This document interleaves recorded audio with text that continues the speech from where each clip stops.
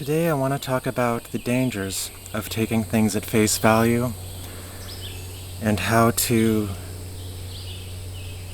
discern whether false prophets or others are actually telling you the truth. I was started in the Buddhist spiritual background, and one of the great things about Buddha is he instructed you should always test your teachers to make sure what they're telling you is actually true. You don't see that in very many other religions, unfortunately. They want to take everything as what's written in the Bible is, or the Quran, or whatever is absolute the truth and unalterable word of God. But there are ways to test it, just like science. If it is the word of God, then our reality will match the word of God. So you have to practice it and see if it works. You have to do the mental expressions necessary, or the thought experiments required, to determine if what they're saying is actually really true.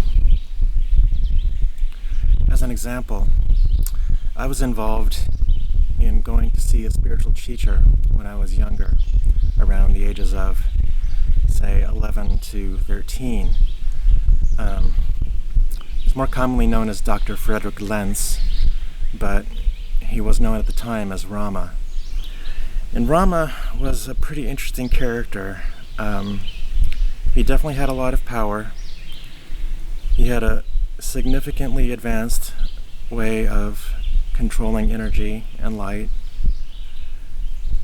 But, like any of us, he was not a perfect being. He was imperfect. He was human. And this was brought to light to me recently by watching a documentary on Vice about another prophet who had started his own religion.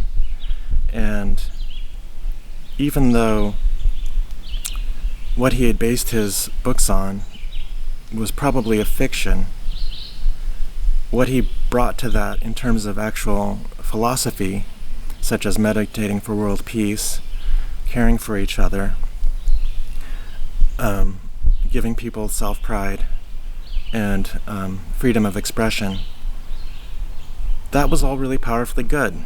So it's really dangerous to just say all false prophets are bad.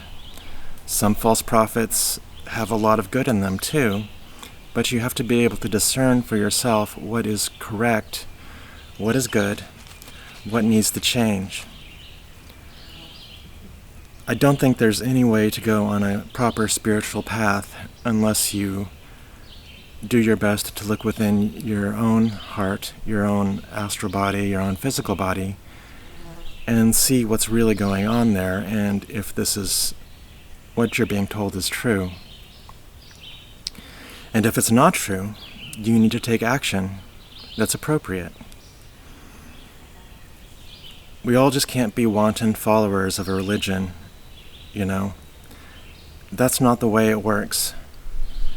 I mean, that's the way it works for the Catholics, because the Catholics exist to control people's mind and make sure they follow in line. It's a very Roman idea, not Christian, Roman. And I think that's one of the horrors that's happened with Christianity in the 50 years since Jesus died. But Jesus was not about you worshiping him. That's just what the colonizers of religion want you to think. It's important to do tests. If there's a specific thing you're wanting to test, figure out a way to do an experiment on it.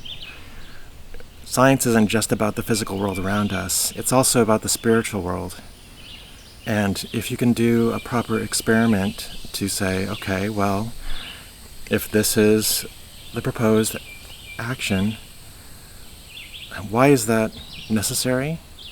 Why is that being proposed? How will it have an effect? I see so much in our world today that people do not think through the processes before they talk about what their ideas are or what they're going to do.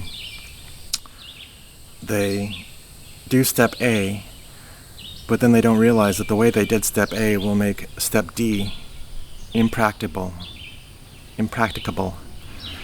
And not everybody has a linear mind like that. I get that. I am very emotional and non-linear, but I can do linear thinking too. It's important to be able to look through multiple lenses at a subject in order to get a better sense of the actual existence, what's really real. If you're not doing that, if you're not doing those intellectual pursuits, then you will easily be misled. It will cause you a lot of pain and heartache. I can think of a lot of people that that's true of. You will be spending all of your time following a path that will be a dead end or will bring you to ruin. And I hope, if there's one thing I can say, is that it's important to maintain our individuality no matter what our spiritual path is. We need to maintain our own thinking apparatus, our own mental practices, just to make sure that the whole is cohesive. If we just have a whole bunch of people following a single leader and no one is questioning them, then it's easy for the whole group to be misled, like Jim Jones, Jonestown, is a great example of that. It becomes all about power. And there are a lot of false prophets who get into it because they want to be popular, they want people to be around them, they want to have sex with a lot of beautiful people, they want to get a lot of money. And it's often successful for them. More power to them, I guess. But it's really critical that you are grounded in the reality you occupy, and that you don't just take anything that's told you as true, even if it sounds true. You have to practice it and see if it works. I was recently instructed by a Buddhist Dhamma talk that practicing loving kindness meditation could help keep biting insects away. And I tried it, and I was amazed to find that it actually worked. That's just an example of a test.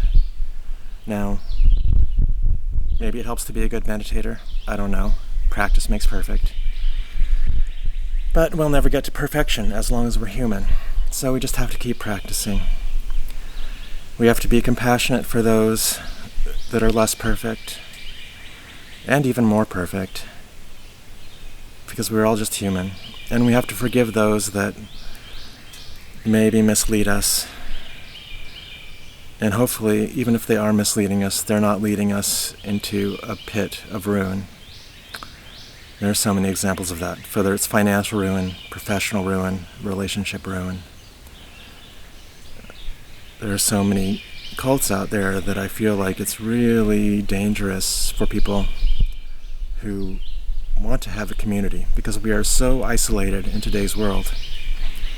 So many of us are just on our phones, on our computers, in our apartments all the time, that it becomes very difficult when we meet a community that seems strong and loving and inclusive to stay away. And I'm not saying you should stay away, but you should be able to know your limits, know what you can do and what you cannot do, and have a strong enough sense of self that you don't allow yourself to be the tool or the slave of who's ever running the cult. Anyway, I hope that was helpful. My name's Valentine. I love you. May you be well. May you be blessed. May you be enlightened. May you be fully at peace. May you be cared for. May you care for others. May all beings care for all beings without exclusion. May all beings be inclusive of all beings without exclusion. Be well.